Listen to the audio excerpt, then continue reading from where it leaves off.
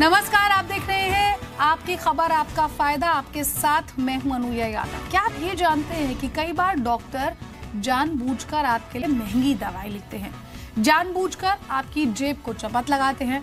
और डॉक्टर ऐसा इसलिए करते हैं क्योंकि ऐसा करने के लिए फार्मा कंपनियां उन्हें रिश्वत देती हैं, अपने ब्रांड की दवा लिखने के लिए तरह तरह के लालच देती है। लेकिन अब ऐसा नहीं हो पाएगा। सरकार दवाओं की बिक्री को लेकर ऐसा कानून लाने जा रही है जिसके बाद दवा कंपनियां डॉक्टरों को रिश्वत नहीं दे पाएंगी। डॉक्टरों से डील करने वाली कंपनियों पर न केवल आर्थिक जुर्माना लगेगा बल्कि दोष साबित होने पर उनकी दवा की बिक्री बंद भी की जा सकती है।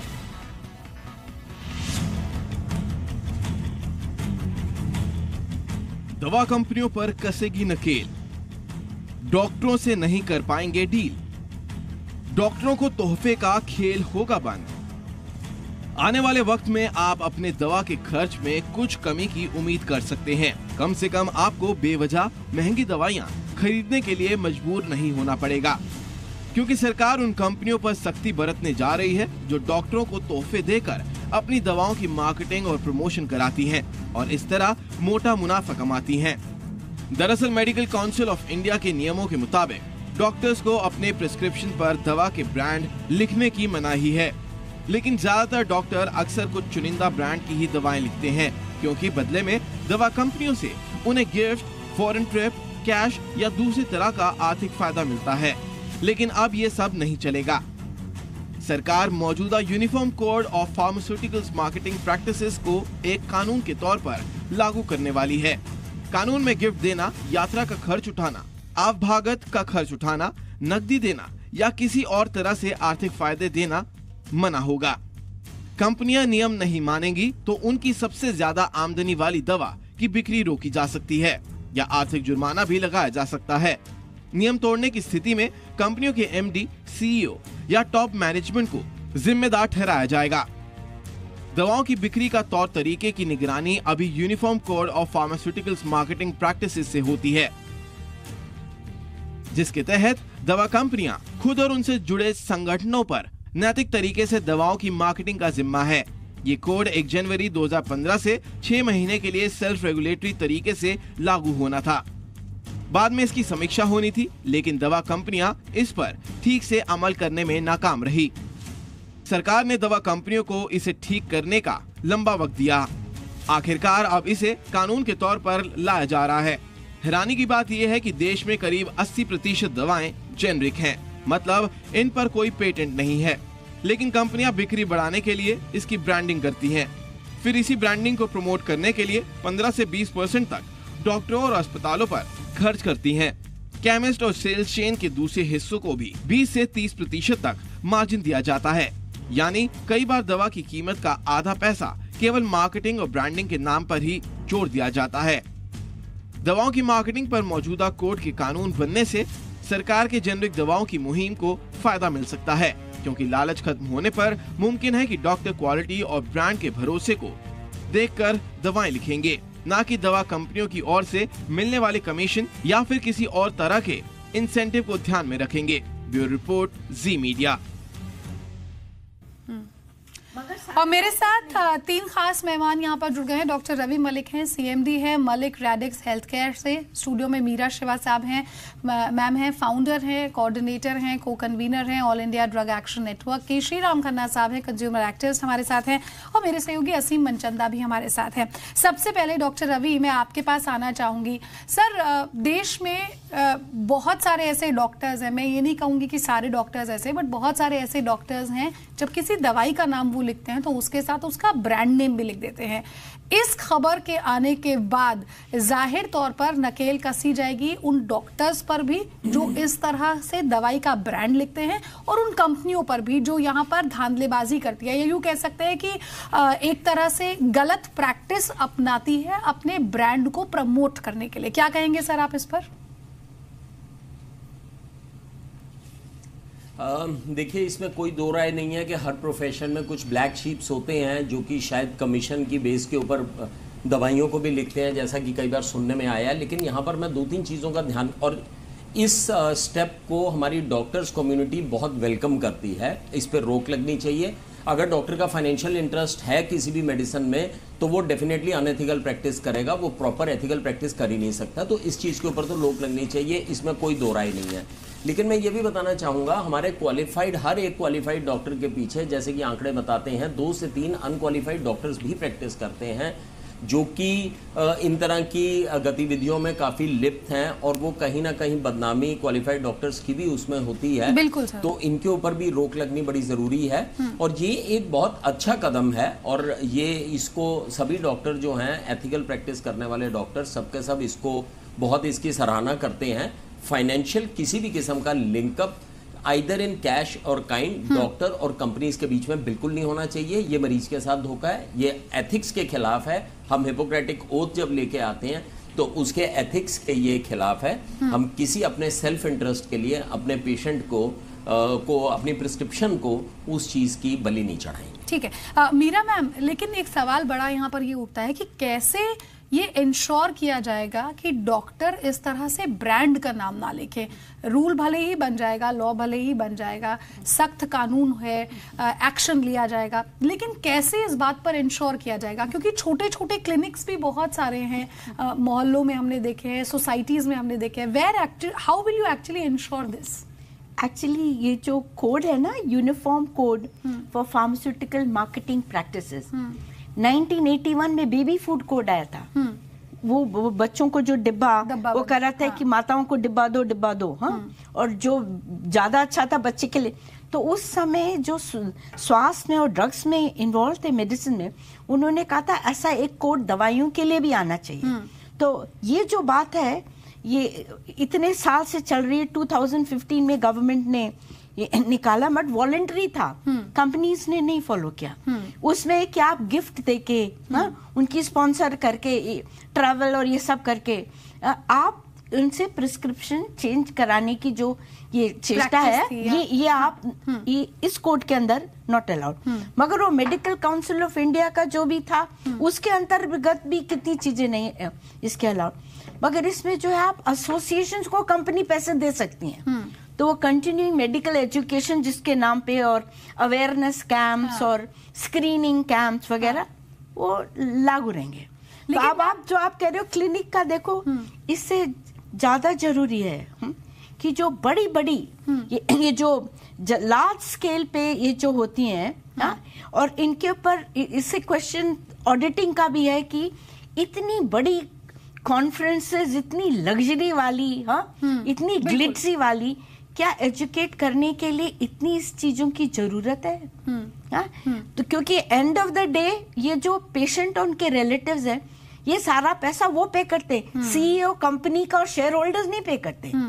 द अल्टीमेटली जो इसके लिए पे किया जाता है कि क्या लिखा जाए, और प्रिस्क्रिप्शन प्रैक्टिसेस चेंज होती हैं, बिकॉज WHO की इसेंशियल ड्रग लिस्ट है, हमारी national list of essential medicine 2015 है, स्टैंडर्ड ट्रीटमेंट गाइडलाइंस है, उनके लिए अगर आप प्रमोट करें अच्छी बात है।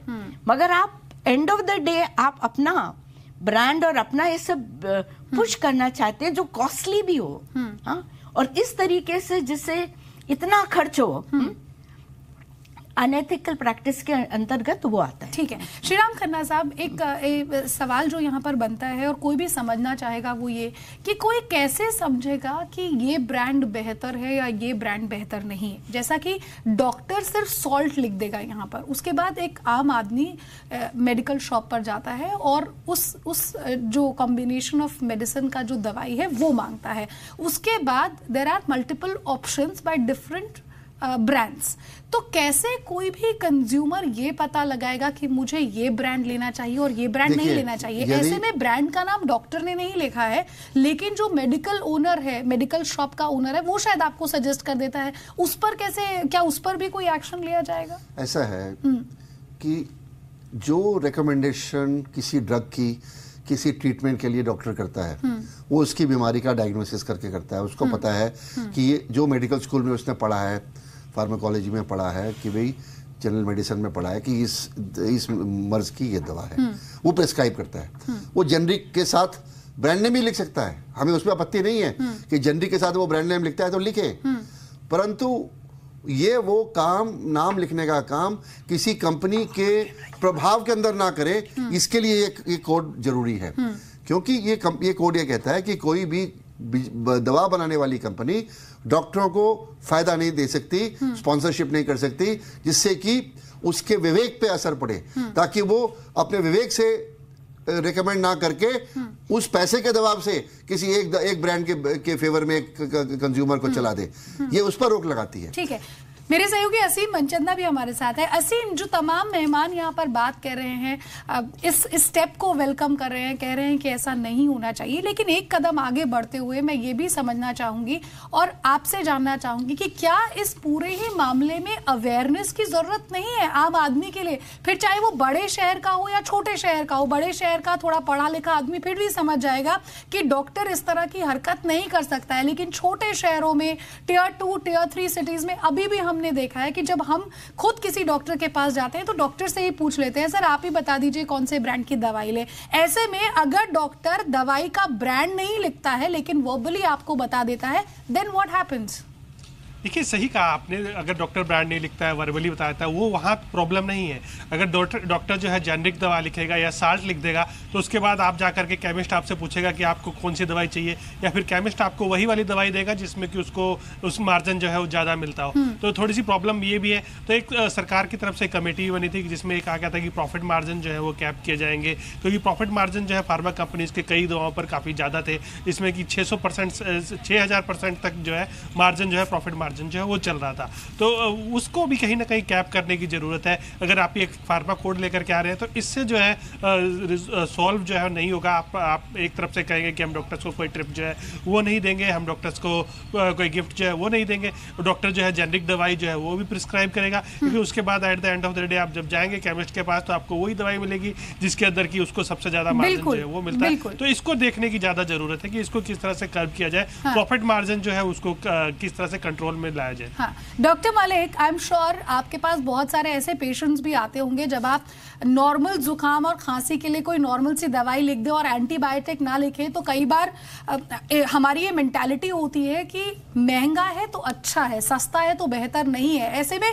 बहुत सारे लोग ये समझते हैं कि उस डॉक्टर ने अगर सस्ती दवाई लिखी है तो शायद अच्छी दवाई नहीं देता होगा, या वो डॉक्टर महंगी दवाई लिखता है तो वो बेटर है। सर, ऐसे में क्या आपको लगता है कि अवेयरनेस की ज्यादा जरूरत है ऐसे केसेस में then actually following this method of कि कंपनियां जो हैं वो डॉक्टर्स को यहाँ पर किसी तरह के गिफ्ट ना दे या फिर उन्हें प्रलोभन ना दे अपने ब्रांड की दवाई लिखने के लिए? देखिए, any doctor who is following the ethical practice, for him this is not difficult. ये बहुत साधारण सी चीज है। मरीज आपके पास भरोसे से आता है, मरीज को भरोसा होता है कि मैं इस डॉक्टर के पास जा रहा हूं, ये मेरे लिए बेस्ट करेगा। अगर मरीज की ऐसी मेंटेलिटी है या उसकी ऐसी मानसिकता है कि महंगी दवाई ही असर करेगी, तो केवल 2 या 3 मिनट उसको काउंसिल करने की डॉक्टर को आवश्यकता है, जिसमें कि डॉक्टर काउंसिल कर सकता है कि देखिए आपको साधारण वायरल फीवर है, इसमें पैरासीटामोल से ज्यादा किसी महंगी दवाई की आवश्यकता नहीं है। इसके इलाज में थोड़ा रेस्ट का रोल है, थोड़ा आप लिक्विड ज्यादा लें और थोड़ा सा आपको ये साधारण दवाई की आवश्यकता है, तो इसमें महंगी दवाइयां लेने से नुकसान होगा। दूसरा, हम पेशेंट को यह भी काउंसिल कर सकते हैं, सारी दवाइयां केमिकल होती हैं, अगर तो इनकी आवश्यकता है तो ये देनी चाहिए, अगर इनकी आवश्यकता नहीं है और महंगी हो या सस्ती हो हम इसको देंगे तो इससे नुकसान होगा। तो मेरे ख्याल से ये पेशेंट्स को अगर हम काउंसिल करें, आज का पेशेंट जो है काफी जागरूक है, उसके फिंगर टिप के ऊपर सारी इंफॉर्मेशन अवेलेबल है, अगर हम उसको सही दिशा दिखा देते हैं एक एथिकल प्रैक्टिस करते हुए, तो उस पेशेंट के दिमाग से वहम निकल जाता है कि महंगी दवाई से ही असर होगा। ये आपकी बात बिल्कुल सही है, कई पेशेंट्स के दिमाग में ये चीज है और इसको निकालना जरूरी है। दूसरी चीज, जैसा कि इन साहब ने कहा, बहुत अच्छी बात बताई है कि अगर प्रॉफिटेबिलिटी 6,000% की होगी तो डेफिनेटली इस तरह की प्रैक्टिसेस भी होंगी। तो इसमें बहुत सारे इश्यूज हैं जिनको कि एड्रेस करना बड़ा जरूरी है। सबसे पहले इशू यही है कि हमें जेनरिक दवाइयों को प्रमोट करना चाहिए। दूसरा इशू ये भी है कि जो ब्रांडेड दवाइयों की कॉस्ट भी बहुत ज्यादा है, स्काई रॉकिंग है, उसको भी कंट्रोल करना चाहिए। ना दवा कंपनियों के पास में अनाप शनाप प्रॉफिट्स आएंगे, ना वो डॉक्टर्स को ल्यूर करेंगे। और एथिकल प्रैक्टिस करने के लिए डॉक्टर्स को भी अपने मन को टटोलना चाहिए कि हिपोक्रेटिक ओथ लेके जब हम आए हैं तो इस तरह की चीज नहीं करनी चाहिए। बिल्कुल डॉक्टर, डेफिनेटली मैं आपको दावे से कह सकता हूं, बहुत सारे डॉक्टर के ethical practice, most of the doctors they are doing ethical practice, लेकिन black sheeps can not be ruled out in a profession. I completely agree with you sir, क्योंकि बहुत सारे ऐसे डॉक्टर्स भी होते हैं जो आपको बिल्कुल सही सलाह देते हैं। और देखिए, जब भी कोई आम आदमी डॉक्टर के पास जाता है अपनी परेशानी लेकर, तो वो पूरा विश्वास रखता है उस डॉक्टर का, क्योंकि उसे वो समझता है कि यही वो शख्स है जो उसे किसी भी मुसीबत से, इस समय हेल्थ इशू से निकाल सकता है। डॉक्टर मलिक, आप हमारे साथ बने रहिए। मेरे सहयोगी असीम मनचंदा यहाँ पर हमारे साथ हैं और उन्हें जाना है यहाँ पर। लेकिन असीम, आप डॉक्टर मलिक से या मीरा जी से या श्रीराम खन्ना साहब से कोई सवाल पूछना चाहेंगे? देखिए, सबसे बड़ी बात ये है कि ये प्रॉफिट मार्जिन जो है कैप किया जाना चाहिए या नहीं किया जाना चाहिए, इसको लेकर के अगर ये फार्मा जो मीरा मैडम है वो अगर जवाब दे पाए कि इनको कैप किया जाना चाहिए या नहीं किया जाना चाहिए, क्योंकि जो कंपनियां हैं, फार्मा कंपनियां, उनकी ये दलील है कि अगर इसको हम कैप करेंगे तो हम दूर दराज तक दवाइयाँ जो है वो नहीं पहुँचा पाएंगे। तो प्रॉफिट मार्जिन कितना होना चाहिए, कितने % पे कैप करना चाहिए, अगर इस बात के ऊपर अगर वो सवाल का जवाब दे पाए तो। बिल्कुल मीरा मैम, इस समय जो ड्रग प्राइस कंट्रोल ऑर्डर 213 के अंतर्गत जितनी दवाइयाँ कंट्रोल हैं, प्राइस कंट्रोल हैं, वो केवल 15%, all the rest price D controlled.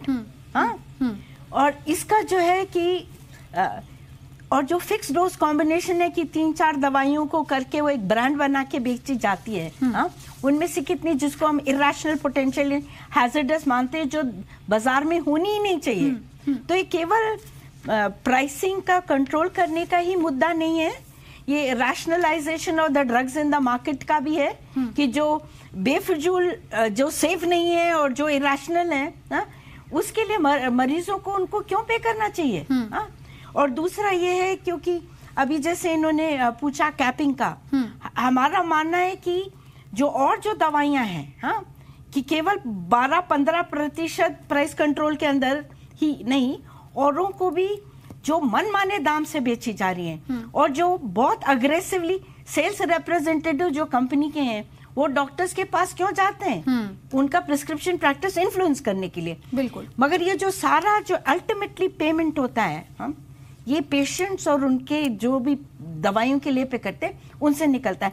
मगर ये जो uniform code for pharmaceutical marketing practices की जो मुद्दा हमें बोला था ये डिस्कस किया जाएगा, ये केवल अनएथिकल मार्केटिंग प्रैक्टिसेस पे रोक लगाने का। बट मैम, सिर्फ तो ये प्राइसिंग, ये तो जिम्मेदारी यहाँ कंपनियों की भी बनती है कि वो सही तरीके से यहाँ पर उन्हीं के लिए मेनली, उनके लिए, और जो डिस्ट्रीब्यूटर, सेलर्स, इंपोर्टर्स सब इसके अंतर्गत आते हैं। क्योंकि जो दवाई सेफ नहीं है, जो दवाई का कोई इफेक्ट नहीं है, और आपको उसको फूफा करके लोगों के बेच रहे हैं और डॉक्टर्स को उनका प्रिस्क्रिप्शन इन्फ्लुएंस करने, तो एक प्राइसिंग का मुद्दा ही नहीं है। ये उससे ज्यादा मुद्दा है, और अनएथिकल मार्केटिंग बढ़ रहा है, इसीलिए ये गवर्नमेंट को लाने, और ये कंज्यूमर्स की, पेशेंट्स की मांग है। बिल्कुल, क्योंकि स्टैंडर्ड ट्रीटमेंट गाइडलाइंस, टीबी का क्या होना चाहिए, एंटीबायोटिक यूज क्या होना चाहिए, बेफिजूल एंटीबायोटिक लिखने से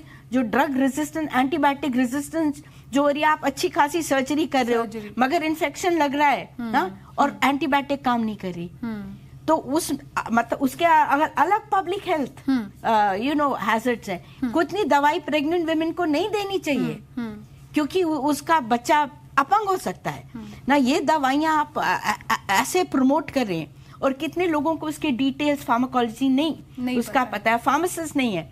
तो ये जो प्रिस्क्राइबर्स बहुत हैं, केवल ट्रेन डॉक्टर्स नहीं है, और जो कितने ट्रेन डॉक्टर्स हैं, वो जो प्रिस्क्रिप्शन लग रहे हैं, जहां मेडिकल ऑडिट्स हुए हैं, जहां प्रिस्क्रिप्शन ऑडिट्स हुए हैं, वहाँ पे प्रिस्क्रिप्शन प्रैक्टिसेस बहुत सॉर्टेड आउट होती है, बहुत सॉर्टेड आउट। ठीक है श्रीराम साहब, एक और चीज ये है कि सिर्फ डॉक्टर्स ही नहीं बल्कि केमिस्ट हुए, सेल्स चेन हुई, इनको भी लुभाया जाता है यहाँ पर, ब्रांड्स को ब्रांड अपनी प्रमोशन के लिए ये सब करते हैं। तो सिर्फ डॉक्टर्स पर ही ये फोकस नहीं होना चाहिए, बट डोंट यू थिंक कि सेल्स चेन, केमिस्ट, फार्मास्यूटिकल कंपनियां, इन सब पर फोकस होना चाहिए? देखो, अगर जो प्रपोजल है, जो यूनिफॉर्म कोड है, ये एक बार इम्प्लीमेंट हो जाए, जैसे कहते हैं ऐसे इम्प्लीमेंट हो जाए, और फिर उसको 2-3 साल की उसकी वर्किंग देखी जाए, और वर्किंग देखने में उसकी कोई कमी पाई जाती है तो उसको इम्प्रूव किया जा सकता है। इस स्टेज पे जहां आप उसको इम्प्लीमेंट नहीं कर पा रहे हैं, आप उसका दायरा बढ़ाने की कोशिश करेंगे, तो एक कहावत है अंग्रेजी में, better becomes the enemy of the good, कि जो आप अच्छा चाह रहे हैं वो तो होगा ही नहीं, और जो हो रहा है वो भी नहीं होगा। तो उसके फेवर में मैं नहीं हूँ। जो ये कोड है इसको लागू किया जाए कानूनी रूप से, तो और उसका असर 2-3 साल देखा जाए, उसके बाद उसको रिव्यू किया जाए। डॉक्टर मलिक, लेकिन मैं ये समझना भी चाहूंगी सर कि पिछले कुछ सालों में हमने ये भी देखा है कि बहुत सारे डॉक्टर्स हैं जो शायद इस तरह से जो उनके पास पेशेंट आता है उन्हें ये मैसेज भी कन्वे करने की कोशिश करते हैं। फॉर एग्जांपल वैक्सीनेशंस की मैं बात करूं कि वैक्सीनेशन आप ये भी लगवा लीजिए, ये वैक्सीनेशन भी आपके लिए, बच्चे के लिए जरूरी है। अब गवर्नमेंट रूल के हिसाब से अगर किसी बच्चे को 6 वैक्सीनेशन लगने हैं बर्थ से लेकर 5 साल तक की उम्र पर, I am just giving an example sir, तो डॉक्टर यहाँ पर आपको 3 और वैक्सीनेशन बता देता है और कहता है कि देखिए इंडिया में तो ये वैक्सीनेशंस नहीं लगते, लेकिन अब्रॉड में बहुत सारे डेवलप्ड नेशंस में बच्चों को ये वैक्सीनेशन लगाए जाते हैं। So it is entirely up to you whether you want to get them or not. Sir, ऐसे में क्या करना चाहिए? क्या डॉक्टर को एक्चुअली, अब अगर हम इंडिया में रहते हैं और हर आम बच्चे को जो वैक्सीनेशन लगता है वही वैक्सीनेशन रेकमेंड करना चाहिए then actually giving you an international brand?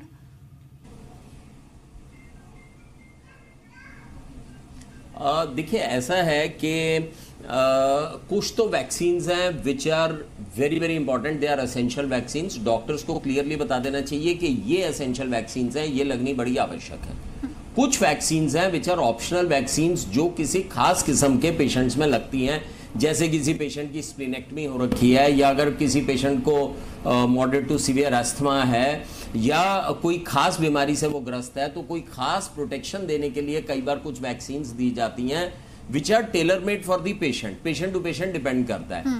तो वैक्सीन्स की कोई भी एथिकल प्रैक्टिशनर, पीडियाट्रिशियन जो है काउंसलिंग करता है कि ये वैक्सीन्स जो है ये बहुत मस्ट है बच्चे के लिए, ये लगवानी बहुत, क्योंकि इनसे जानलेवा बीमारियां हो सकती हैं, इनके साइड इफेक्ट्स नहीं है।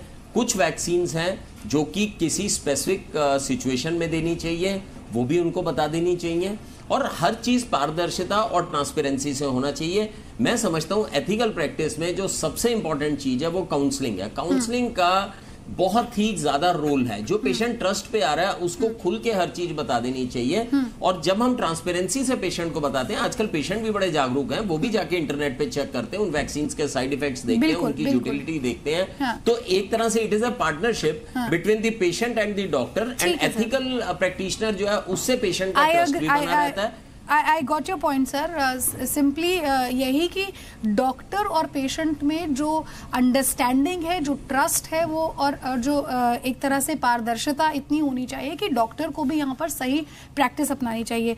मीरा मैम, मेरा बस एक आखिरी सवाल आपसे ये है कि जो मैं डॉक्टर मलिक को यहाँ पर कह रही थी कि कैसे बहुत सारे डॉक्टर्स ऐसे हैं, वैक्सीनेशन की बात जो मैंने कही, क्या एक्चुअली में जो गवर्नमेंट हॉस्पिटल में, I am again giving an example, government hospital में जब बच्चा पैदा होता है और वो लिस्ट हमें दी जाती है या कार्ड दिया जाता है, उसमें जो वैक्सीन होते हैं, are they actually similar to what we get in a private hospital? No, you know there is a मतलब हॉस्पिटल्स अपने मन से डिपेंडिंग ऑन अ गवर्नमेंट और अ प्राइवेट हॉस्पिटल, ये बदलाव भी देखने को मिलता है। उसमें जो है कुछ again pharmaceutical companies are benefited in this. इसीलिए ये मेडिसिन, फार्मास्यूटिकल्स, केमिकल्स होते हैं, वैक्सीन्स, मेडिकल डिवाइसेस, डायग्नोस्टिक के बहुत लंबा और चौड़ा, और सारे के सारे अपना पुश करते हैं। वैक्सीन्स, कितनी वैक्सीन्स है पॉकेट के हिसाब से कि अगर आप इफ यू कैन अफोर्ड, मगर big chunk of the vaccine का commission goes to the doctors. तो अब ये जो इसकी जो बात है कि वैक्सीन्स के जो मतलब क्या होना चाहिए, डिफरेंट ब्रांडिंग टू प्राइसिंग, नहीं, एक वो, और एक ये है कि जन्म में BCG लगाइए, ये लगाइए, DPT, पोलियो, जो भी कुछ है।